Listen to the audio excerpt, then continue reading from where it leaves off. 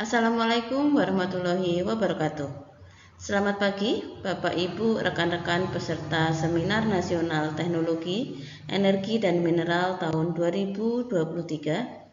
Pada kesempatan ini, saya akan memaparkan penelitian tentang otomasi sistem pembuang lumpur pada unit pengolahan air di PPSDM Migas berbasis Distributed Control System DCS Centum VP. Pokok bahasan dalam penelitian ini terdiri dari 6 bagian. Yang pertama adalah pendahuluan, yang kedua adalah metode, yang ketiga adalah pembahasan, yang keempat hasil dan pengujian, yang kelima adalah kesimpulan, dan sesi yang keenam adalah tanya jawab. Baiklah, mari kita bahas masing-masing pokok bahasan tersebut pada slide berikutnya. Bapak Ibu peserta seminar yang berbahagia, proses pengolahan air di PPSDM Migas mulai dari proses intake sampai dengan proses distribusi sesuai dengan blok diagram pada gambar. Dan yang menjadi fokus utama pada penelitian ini adalah proses populasi dan proses sedimentasi.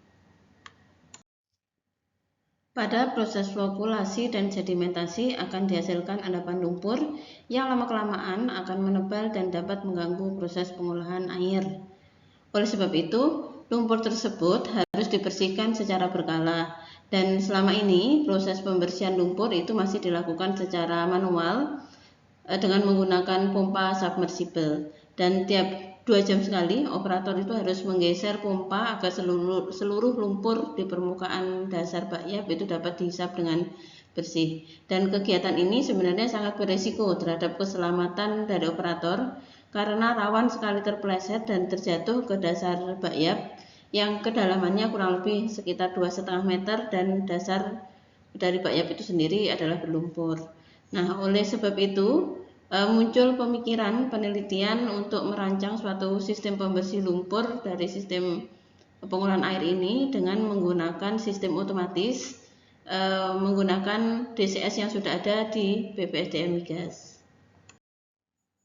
Berikutnya, metode penelitian. Dalam menyusun penelitian ini dilakukan beberapa proses perancangan dan pengujian simulasi, antara lain yang pertama adalah observasi. Pada kegiatan observasi ini dilakukan wawancara ke unit pengolahan air minum di PPSDM Migas secara langsung dengan tujuan untuk memahami proses pengolahan air minum yang ada di lapangan secara real kondisinya seperti apa.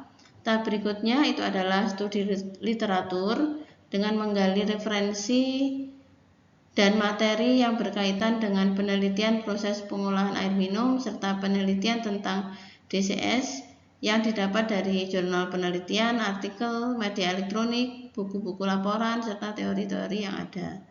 Tahap berikutnya adalah tahap perancangan desain yang terdiri dari desain hardware dan software. Pada desain hardware itu ditentukan kira-kira kebutuhan peralatan dalam desain otomasi tersebut, kira-kira membutuhkan peralatan apa saja, serta menyusun software pemrogramannya dengan menggunakan software simulasi DCS Centum VP dengan merek Yokogawa.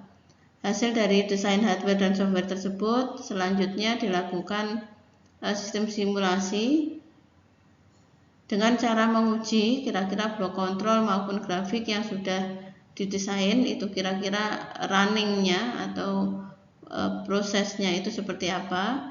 Nah, tahap berikutnya itu adalah analisis terhadap hasil pengujian serta simulasi yang didesain. Ini tujuannya adalah untuk mengevaluasi kira-kira kinerja dari hasil perancangan yang sudah dilakukan itu seperti apa, gitu. Pada bagian pembahasan dijelaskan tentang desain hardware dari sistem otomasi yang menggunakan DCS Centum VP tersebut.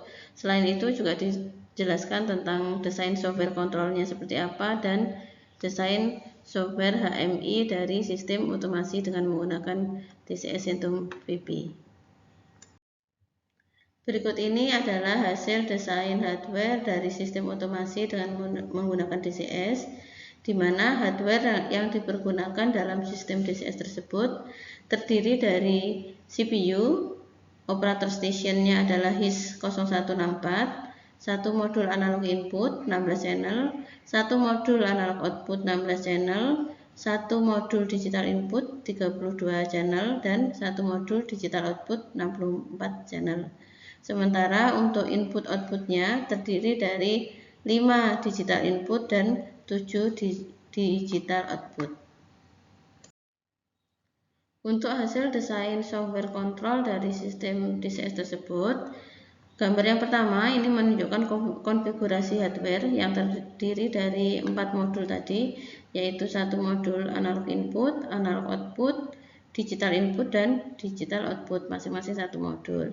Nah, untuk gambarnya sebelah kanan ini merupakan software kontrol dari DCS, di mana pada program DCS itu menggunakan function block, berbeda dengan PLC yang menggunakan ladder diagram. Jadi di sini itu ada blok diagram input, blok diagram controller menggunakan PID, dan blok diagram analog output.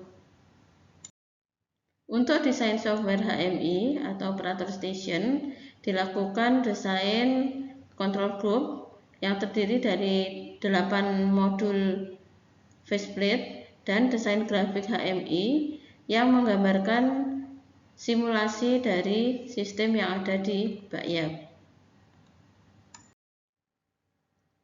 Berikutnya dibahas hasil dan pengujian. Pada pokok bahasan ini dibahas tentang pengujian sistem konfigurasi dan addressing serta pengujian hasil desain dan sistem kontrol. Hari ini ditunjukkan seperti gambar yang pertama yang menunjukkan bahwa error dari running program itu adalah nilainya 0, yang berarti bahwa sistem bisa bekerja dengan baik. Pengujian yang berikutnya adalah pengujian komunikasi dari input-output dengan controller, yang ditunjukkan bahwa dengan munculnya faceplate yang bisa running dan bekerja secara otomatis.